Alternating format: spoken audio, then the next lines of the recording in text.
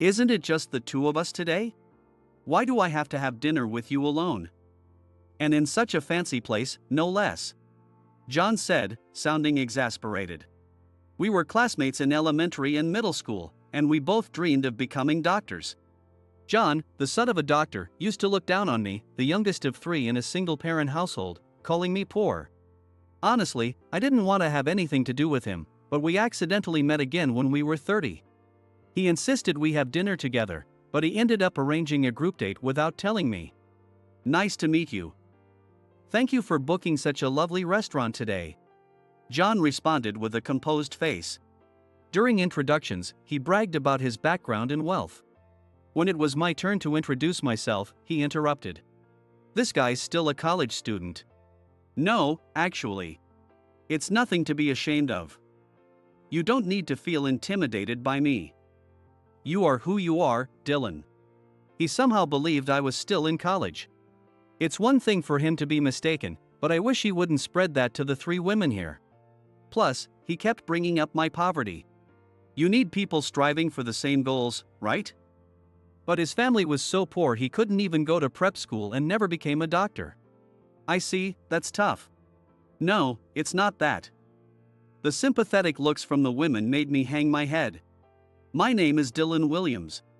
I am the youngest of three brothers, with two older brothers 2 and 5 years older than me. My parents divorced when I was 3. I have hardly any memories of my father, who was apparently uninterested in family life and his children. My mother, Susan, said she couldn't stay in the family with him any longer. As the youngest, I was often ordered around by my 2 older brothers. Dylan, get the remote. Not now, I'm busy. Get it now. I would reluctantly obey, often in tears. At meals, if I ate too slowly, they would take their favorite foods from my plate. Hey, give me back my grapes. I was saving those for last. You should have eaten them faster. I would run to my mom, half crying. Hey, be nicer to your little brother. She would scold them while doing housework. She was a nurse. She was busy with work and taking care of us when she got home. I wanted her to scold my brothers more and pay more attention to me. But she didn't have the energy. Moreover, her nursing job required night shifts, and as a single mother, she took them to support us. Since leaving 3 small kids alone at night wasn't feasible, my grandmother would come over when mom worked nights. But I hated it when she went to work at night. I couldn't sleep well without her beside me. Mom, don't go. Every night shift, I would throw a fit at the door. If I don't work, we won't have food to eat. She would gently explain each time. Usually, I would give in, but one day, I couldn't bear to be apart from her. I don't want food. I just want to be with you. Don't leave me. Seeing me cry louder than usual and not letting go, she seemed to have a change of heart.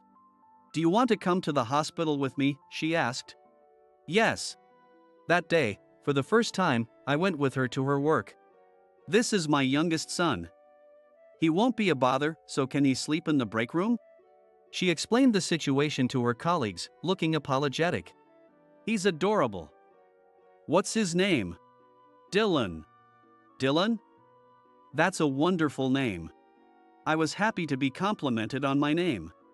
My mom's colleagues, both nurses and doctors, were all kind to me. For the first time, I saw my mom working. Does she not get tired working all night? Isn't she hungry? My mom is amazing. I thought she looked so cool working hard. It wasn't just my mom. All the hospital staff working late into the night seemed so cool to me. Whenever she had a moment, mom would come to the break room and lie down with me. Even when she wasn't there. Her colleagues would take me to the bathroom in the middle of the night or stay with me until I fell asleep, so I didn't feel lonely. When I grow up, I'm going to be a doctor. I'll work with you, Mom. Then we can always be together. Yes, that sounds nice. I'll have to keep being a nurse until then. She smiled as she said this. Her colleagues looked at us warmly as we talked. When I started elementary school, I could no longer accompany Mom on her night shifts. To become a doctor, you need to study hard.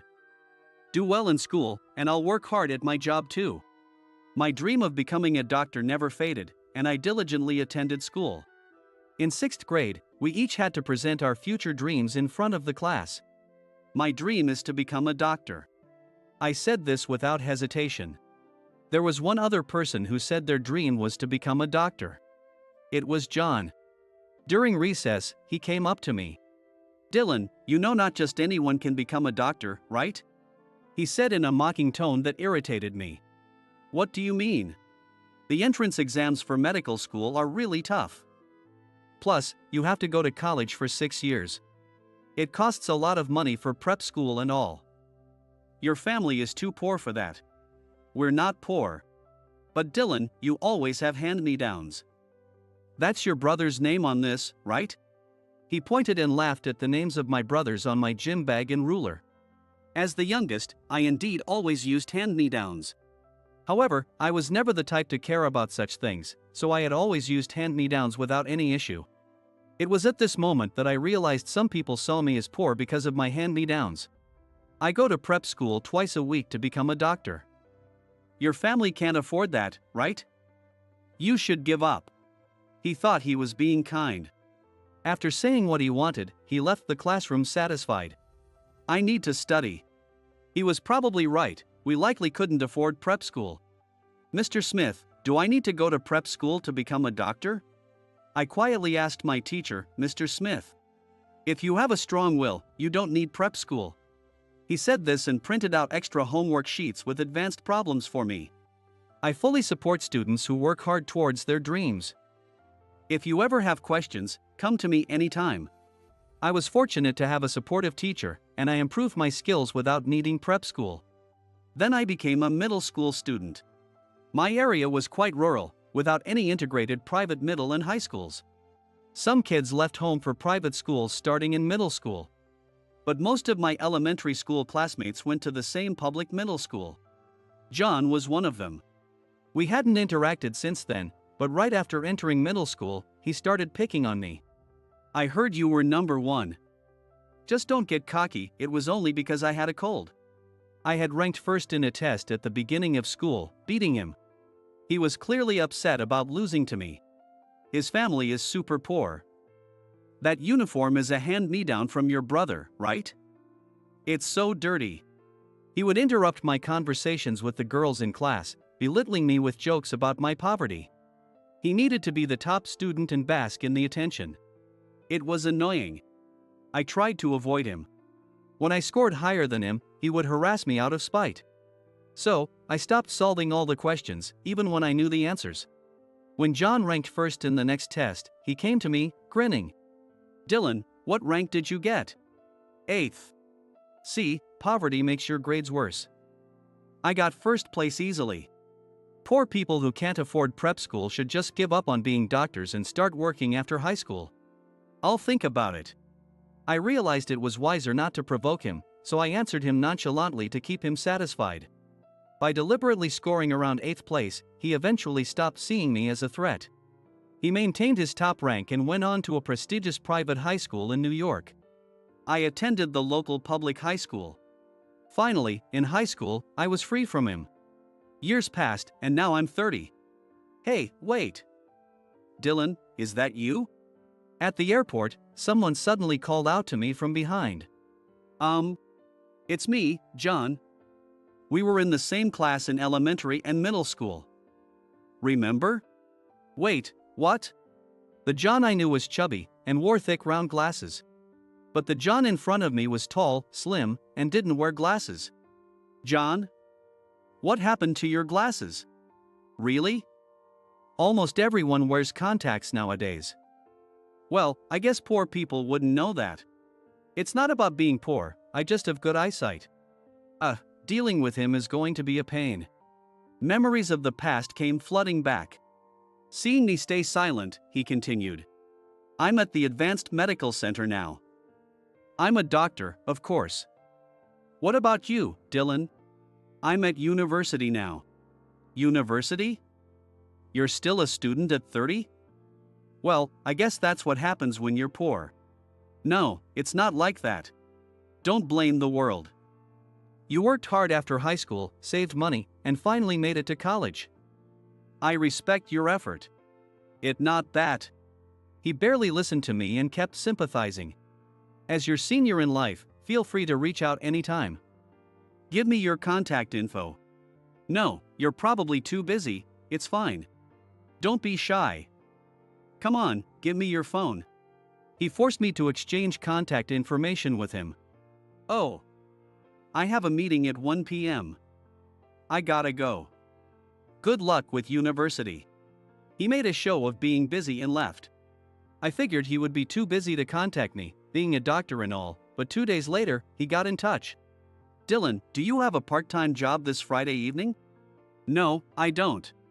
He was completely convinced I was a current university student. At this point, I lost the will to correct him. Let's grab dinner. No, I'm fine. Don't be shy. I'll treat you to something you can't afford as a student. Look forward to it. Anyway, I have a surgery now, so I'll call you later. He abruptly ended the call. Why is he bothering me again? I haven't even done anything to provoke his jealousy this time. But if I refuse his invitation, it will probably become more troublesome. I just want him to lose interest in me without causing a fuss.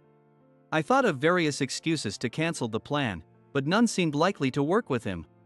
Friday came quickly, and I reluctantly headed to the designated restaurant. I gasped when I saw the place. It was a fancy French restaurant. John had told me, just don't wear jeans, so I was dressed in chinos and a button-up shirt. However, everyone entering the restaurant was dressed elegantly and stylishly. Maybe I should just leave. I thought, but then I heard his voice. You're early. I turned around to see John in a stylish checkered suit with perfectly styled hair. I'm a bit underdressed. I'll go change. You go on ahead. You don't have any fancy clothes, right? I'm not that mean. He handed me a paper bag. Inside was a complete suit and leather shoes. Here, take this and change. I can't accept something so expensive. Just take it, poor university student. Besides, it's to save me the embarrassment of being seen with you. Hurry up before they arrive. Go change. He pointed to the restroom at a nearby station.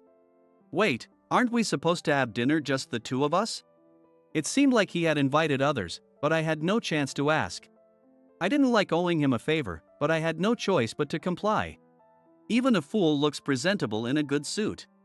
John smirked as he saw me in the new clothes and swiftly entered the restaurant. I hurried after him. The table we were shown had 6 sets of forks and knives. Isn't it just the two of us today? Why do I have to have dinner with you alone? And in such a fancy place, no less. He said, sounding exasperated. You were the one who invited me. I didn't even want to come. I resisted inwardly. Then, the staff brought 3 women to our table. Nice to meet you. Thank you for booking such a lovely restaurant today. The 3 women who arrived were young and beautiful. Is this a group date? John straightened up, clearly trying to impress the women. He didn't tell me. When I looked at him, he briefly made eye contact with me but quickly looked away. I sighed deeply in my heart. I struggle with meeting new people. Especially young, lively, and noisy ones. While my mood plummeted, he beamed at the women. Thanks for coming. Sorry, one person couldn't make it because of an emergency patient. He apologized dramatically, placing his hand on his chest. Don't apologize. Saving lives is our duty. We sat down, ordered food, and began introducing ourselves.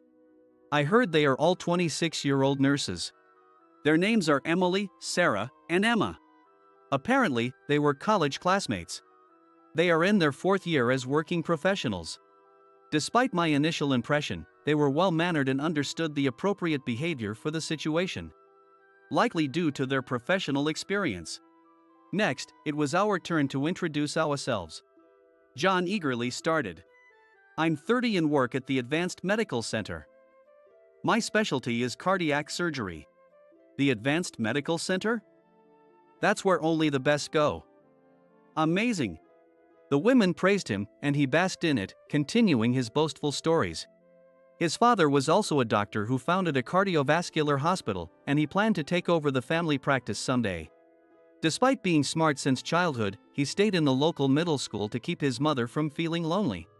For high school, he attended a prestigious private school in New York, where he topped his class.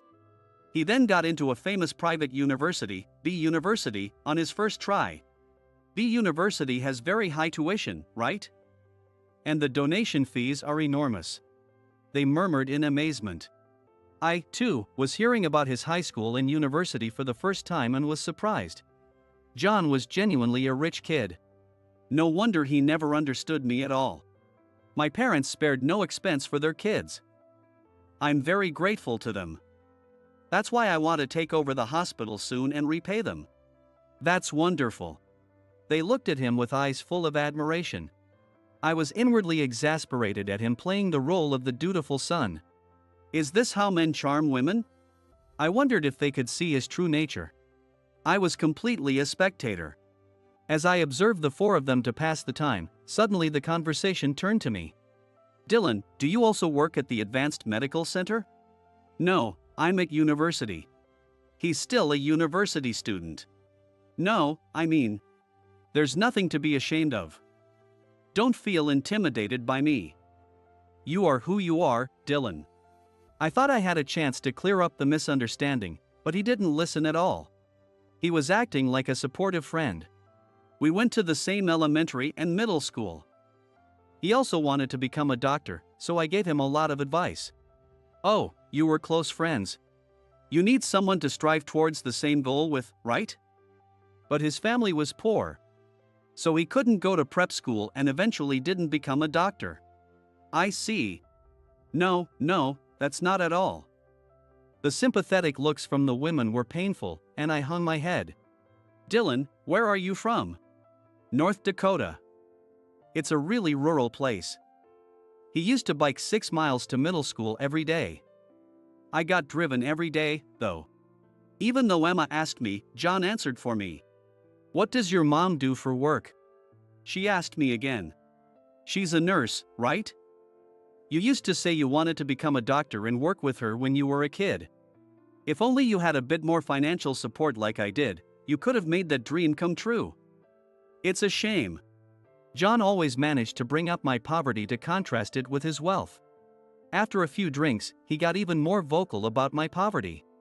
He started sharing more about my hand-me-down gym clothes and uniforms, how I always went for the leftovers at school lunch, and even how today's outfit was entirely prepared by him. The three women seemed like kind people. They looked unsure how to react to my poverty story. Especially Emma, who was glaring at John with what seemed like anger for belittling me. But he didn't notice their reactions at all. It's nice that you could reunite with such a wonderful friend. Emily finally uttered some non-committal words. But it was those words that made me finally realize. To John, I was just there to make him look better. Realizing this made me furious, but if he was going to call me poor, then I'd fully embrace it. Since this meal was on him, I'd eat as much as I could. I decided to order some expensive wine too. I silently kept eating. I realized it was a 4-against-1 situation. I didn't know what they thought of John, but as nurses, they were adept at keeping the doctor happy. He remained in a good mood throughout. They chatted without involving me, but Emma occasionally glanced at me. Wow, those mussels were delicious. I might order 2 more plates. I muttered as I came out of the restroom and saw Emma walking towards me. Are you from Fargo, North Dakota? How did you know? Have you lived there? Just a little bit when I was young. Dylan. Yes? Is your mom still a nurse? Yes, she is.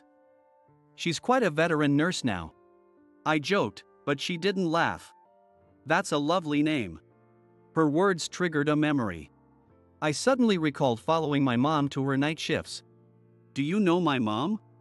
Not your mom. I remember you. She remembered me? What did she mean? No matter how hard I tried, I couldn't remember a girl like Emma. Seeing me puzzled, she smiled. My mom is a nurse too, and she worked with your mom. I used to follow my mom to her night shifts. Ah. A faint memory of a little girl came to mind. I was 6 years old then. I was used to following my mom to her night shifts, thinking about whose portrait I'd draw that day. And when I got to the hospital, there was a little girl sitting in my usual spot. Were you the girl I slept next to? Yes. Since Emma and I are 4 years apart, she was 2 years old at the time. That day, her father couldn't come home no matter what. Even so, her mother couldn't take a day off work because they were short-staffed. So, she reluctantly brought Emma to her night shift. Dylan, be Emma's big brother today, okay? As the youngest, I'd always been around older people, so this was my first time taking care of someone 4 years younger than me. What makes a 2-year-old happy, anyway? I poked the little girl's cheeks and tickled her feet, trying to gauge her reactions. Meanwhile, she tore my precious picture book and ruined the drawings I made for her within seconds. But I never got angry. I didn't feel even a shred of anger. Having a little sister is so cute. A girl smaller than me smiled, showing her tiny teeth. It made me feel incredibly happy.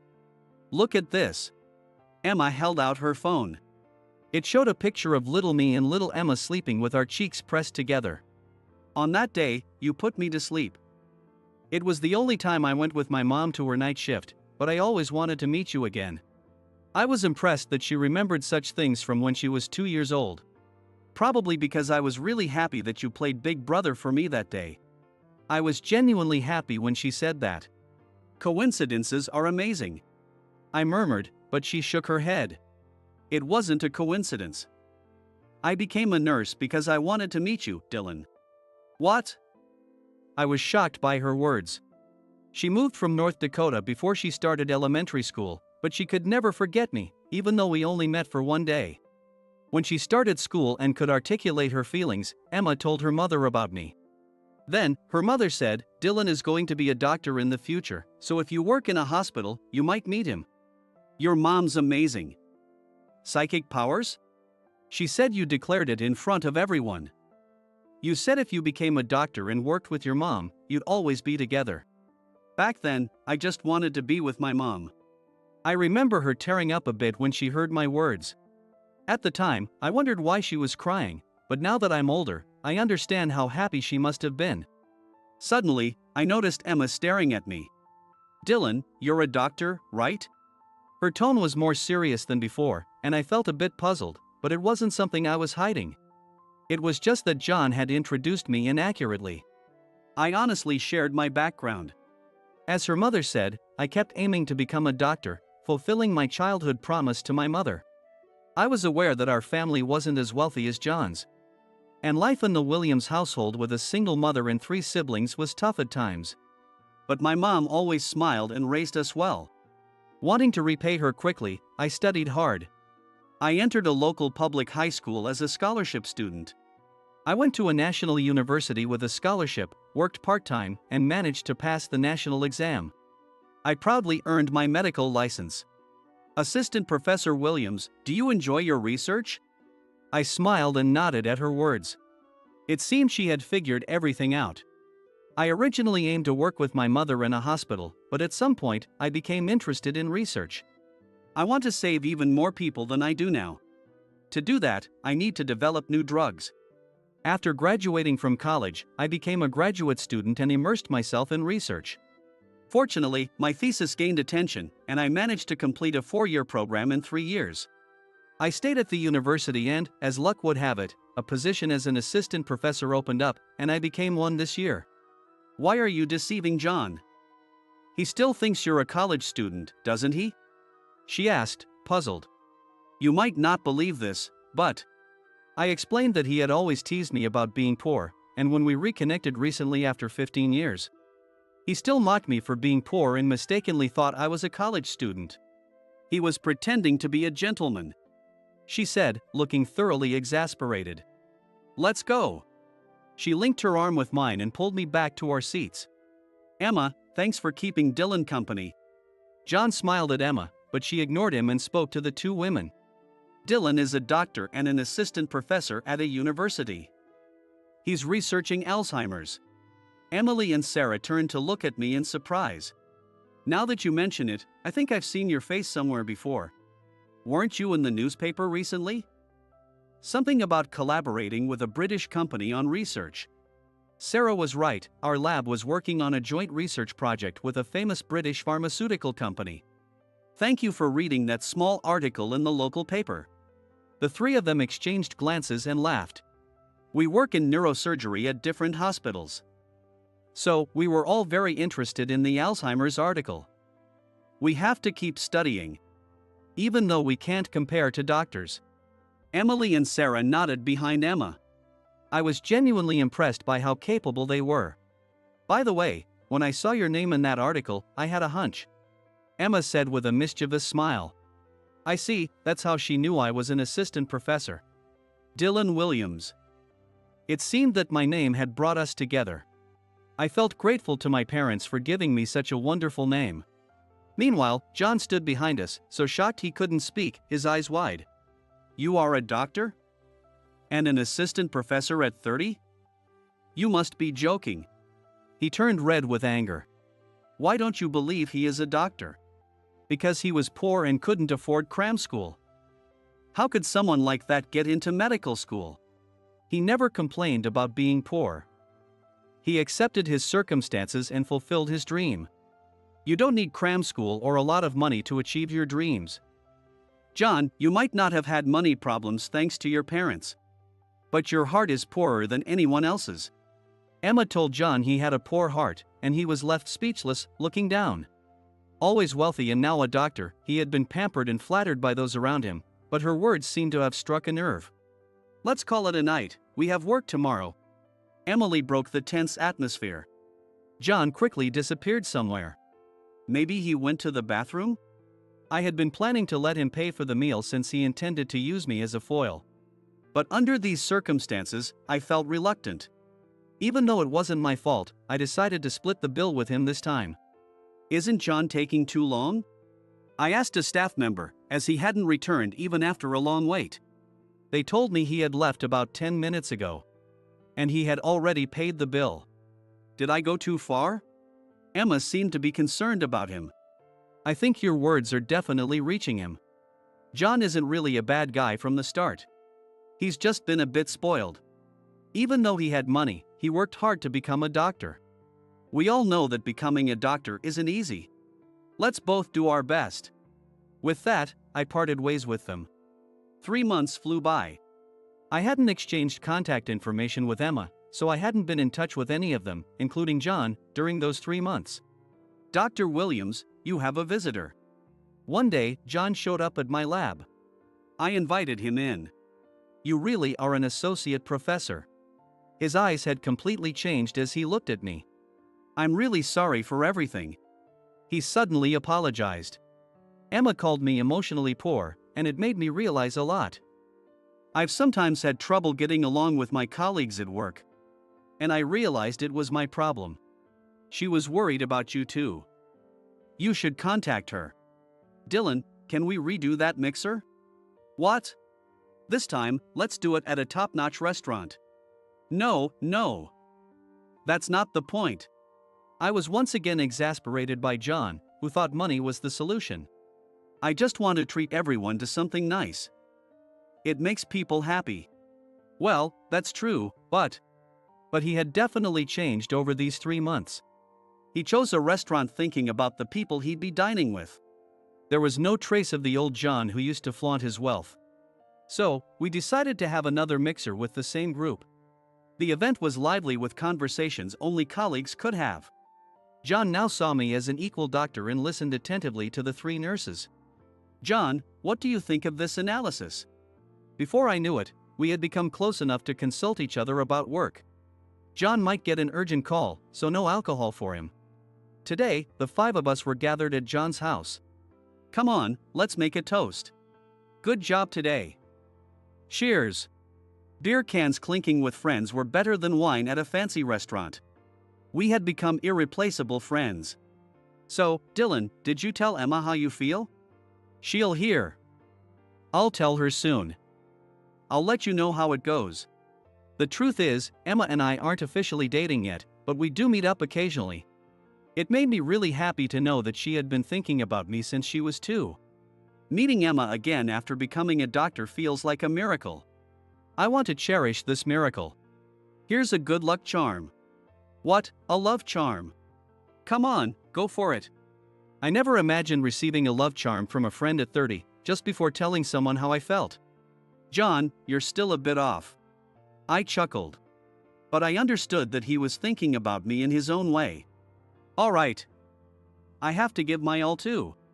I made up my mind.